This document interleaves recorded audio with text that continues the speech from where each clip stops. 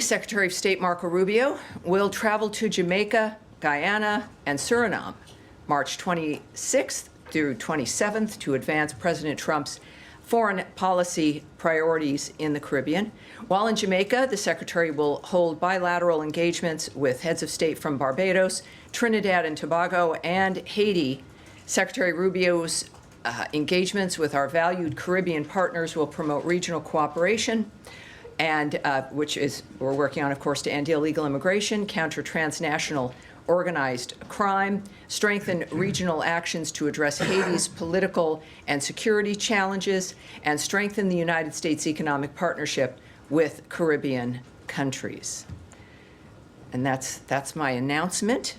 We're going to be doing that starting on Wednesday. A number of you are going to be joining us in what, for the Americans and people around the world watching, we have reporters who are stationed here at the State Department, and their coverage, their beat is the State Department, and they even travel with us. And that's always fun. So I'm looking forward to that once again. And we will start, dare I say, with Matt Lee. Okay. With the Associated Press. Thank you very much, Tanny. And thanks for the trip announcement. Yes.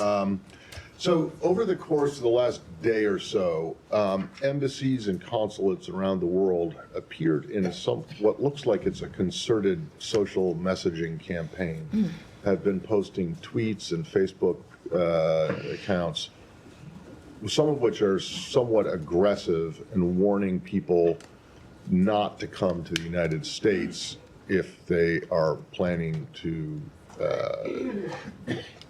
protest or cause riots or break the laws.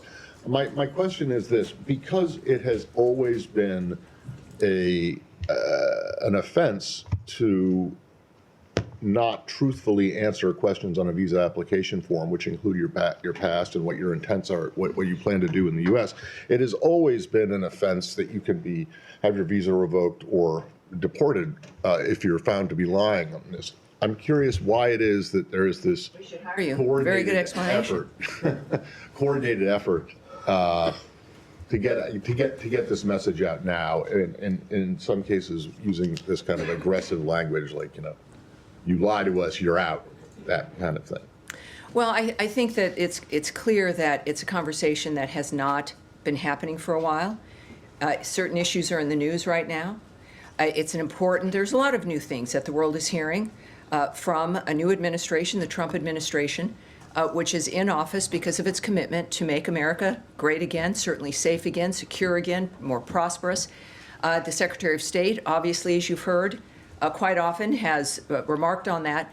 And part of that is what Americans see and what has been happening over the last several years when it comes to certain violence, certain attitudes, a rise in anti-Semitism, and of course in some public cases, which I won't be speaking on. But for citizens of other countries who want to come to America, I think it's reasonable. Their own countries, there's certainly some countries which are reminding their citizens that if you're going to be going to the United States, or really the argument could be to any other country, is follow the law, behave yourselves, be a good visitor, and you'll be fine. But I think that the nature of any kind of warning or reminder, as it should be, as you noted, is appropriate considering the nature of the things we've been reminding people about, which is a visa is not an entitlement. A visa and a green card are not birthrights. These are privileges. You're granted them because of what you present to the United States in trying to get it. Consular officers also talk with people and they ask you questions about why you want to come. Every sovereign nation in the world has an interest in controlling who comes in, knowing who's coming into their country, what their intentions are. We've learned this over the last several decades. Greetings and welcome back to Global Gallivant. You guys just heard what the Secretary of State's advisor had to say about Rubio's visit to the Caribbean. His main focus is going to be on immigration, Haiti's crisis, and the Guyana and Venezuelan tension.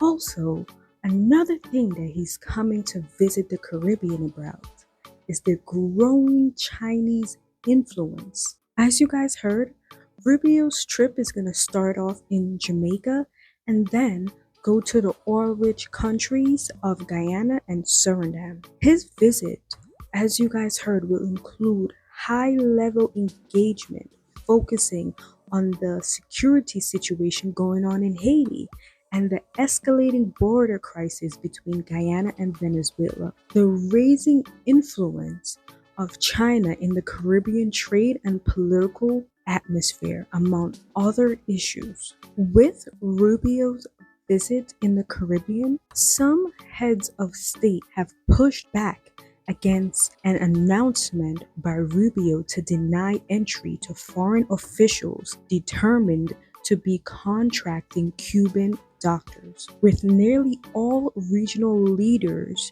rejecting the administration's allegations of forced labor, they would rather give up their US visas than to jeopardize their public health systems.